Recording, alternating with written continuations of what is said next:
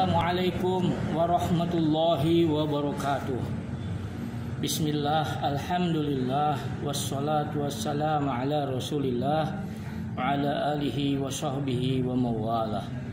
Allahumma salli wa sallim ala Sayyidina Muhammadin wa ala alihi wa sahbihi ajma'in. A'udzu billahi minasyaitonir rajim. Syahrul Ramadan alladzi unzila fihi al-Qur'ana hudan lin-nas wa bayyinatin minal huda wal furqan. Hadirin rahimakumullah.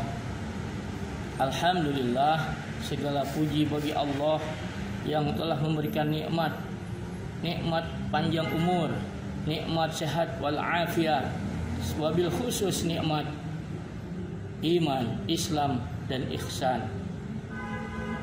Tak lupa salawat dan salam semoga selalu tercurah kepada junjungan kita Nabi Muhammad sallallahu alaihi wasallam, kepada sanak keluarganya, kepada para sahabatnya, dan kepada penerus perjuangannya sampai akhir zaman.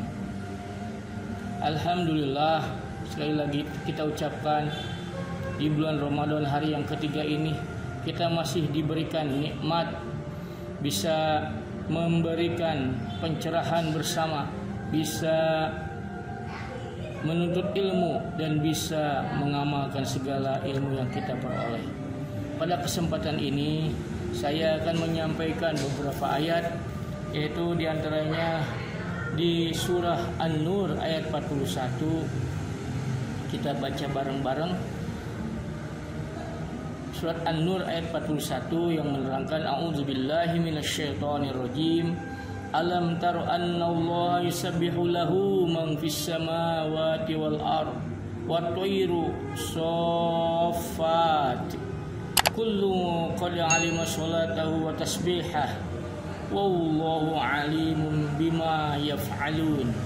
Yang artinya, tidaklah engkau wahai Muhammad tahu bahwa kepada Allah lah bertasbih apa yang ada di langit dan di bumi, dan juga burung yang mengembangkan sayapnya. Masing-masing sungguh telah mengetahui cara berdoa dan bertasbih. Allah Maha mengetahui apa yang mereka kerjakan. Lalu ayat berikutnya yaitu di surah Al-Isra ayat 37 dan ayat 44. Di situ kita bacakan kembali, wala tamshi fil ardi marahan innaka la takhriqal arda wala tablughal jibala tula. Yang artinya, dan janganlah engkau berjalan di bumi ini dengan sombong, karena sesungguhnya engkau tidak akan dapat menembus bumi dan tidak akan mampu menjulang setinggi gunung. Dan ayat 44-nya yaitu tusabbihu lahus samawati tasbahu wal ardu wa ma fihin wa in min syai'in illa yusabbihu bihamdihi walakin la tafqahuna tasbihahum innahu kana haliman ghafura. Yang artinya, langit dan bumi, langit yang 7, bumi dan semua yang ada di dalamnya bertasbih kepada Allah, dan tidak ada sesuatu pun melainkan bertasbih dengan memujinya. Tetapi kamu tidak mengerti bertasbih mereka. Sungguh Dia Maha Penyantun lagi Maha Pengampun. Hadirin rahimakumullah, di kesempatan ini saya akan mengilustrasikan, saya akan menceritakan tentang sebuah kisah, yaitu diantaranya sebuah jarum bertanya kepada sahabat-sahabatnya. Di antara sahabat-sahabat jarum itu ada 4. Yang pertama adalah api, yang kedua sahabat jarum adalah angin atau udara, yang ketiga air, dan yang keempat adalah tanah. Pertama, jarum bertanya kepada sahabat yang pertama, yaitu api. Wahai api, siapakah sahabatmu? Api menjawab, manusia. Lalu engkau bagaimana diciptakan sehingga ada di dalam diri manusia? Aku diciptakan di dalam diri manusia sebagai api, yaitu sebagai hawa nafsu, di mana api berdiri di atas, dan apabila manusia itu sholat, aku berdiri posisi paling atas. Lalu Jarum bertanya kepada sahabat yang kedua, yaitu udara. Wahai udara, siapakah sahabatmu? Udara menjawab, sahabatku adalah manusia, di mana posisiku berada di dalam tubuh manusia, yaitu berupa oksigen. Jika aku bertasbih kepada Allah, jika manusia itu sholat, ingat kepada Allah, melaksanakan ibadah sholat, maka posisiku sejajar dengan kepala, yaitu di saat manusia itu ruku. Lalu Jarum bertanya ke sahabatnya yang ketiga, yaitu air. Wahai air, siapakah sahabatmu? Sahabatku adalah manusia, kata air. Lalu posisiku di dalam tubuh manusia adalah berupa darah, dan air itu atau darah itu selalu mengalir ke bawah, sehingga di saat sujudlah, apabila manusia itu sholat, posisiku di saat sujud karena mengalir ke bawah. Lalu sahabat yang keempat, yaitu tanah. Wahai tanah, siapakah sahabatmu? Sahabatku manusia juga. Lalu di manakah posisimu? Posisiku di bawah, yaitu menyentuh tanah, artinya posisiku di dalam tubuh manusia adalah berupa tulang belulang. Sehingga manusia, apabila manusia sholat, maka posisiku di bawah menyentuh dengan tanah, yaitu di saat duduk di antara dua sujud dan sebagainya. Hadirin rahimakumullah, selanjutnya Jarum bertanya kembali kepada empat sahabatnya. Wahai Jarum, siapakah sesungguhnya musuhmu? Mereka serempak menjawab, manusia. Loh, kata Jarum, siapa? Manusia yang mana lagi? Kenapa harus manusia lagi sebagai musuhmu? Keheranan Jarum. Lalu mereka satu persatu menjawab, serempak maksudnya menjawab, mereka manusia apabila malas untuk sholat ibadah kepada Allah, mereka sombong, mereka merasa tinggi padahal tidak setingginya gunung, mereka merasa besar padahal tidak sebesarnya gunung, dan merasa sombong dan congkak. Maka apabila mereka malas, sehingga terhijablah, terhalanglah keinginanku untuk bertasbih kepada Allah Subhanahu wa ta'ala. Subhanallah. Demikianlah sahabatku. Lalu mereka menjawab satu persatu. Kata Jarum, bagaimana, apa yang akan kau lakukan jika mereka malas untuk melaksanakan ibadah sholat? Satu persatu mereka menjawab. Api pertama menjawab, apabila mereka malas untuk sholat, maka aku akan melakukan genderang perang kepada manusia itu sendiri, yaitu di mana rumah-rumahnya akan aku bakar semua dengan kehebatan api sebagai api aku.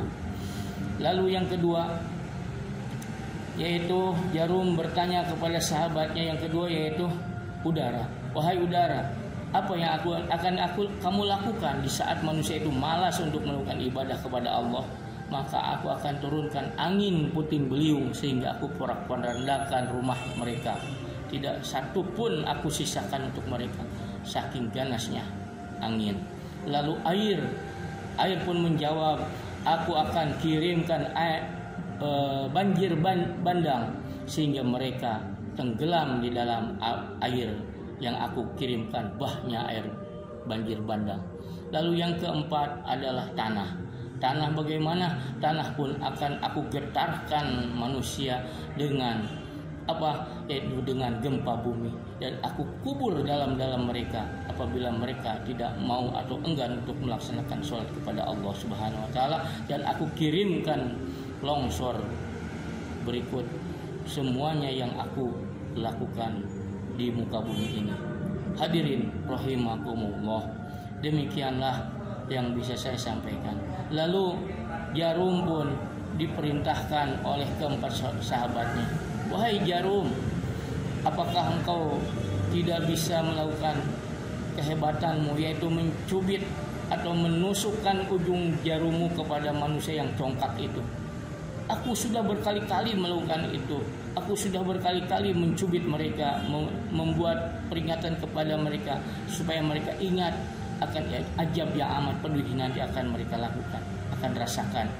Lalu Jarum serempak kepada temannya berempat, wahai sahabat-sahabatku, bagaimana seandainya kita naik ke gunung saja, kita congkel gunung itu supaya meletus dan meledak mematikan manusia. Hadirin rahimakumullah, sudah digambarkan semuanya itu dari dalam Al-Quran. Allah gambarkan kecongkakan manusia yang enggan untuk melaksanakan sholat.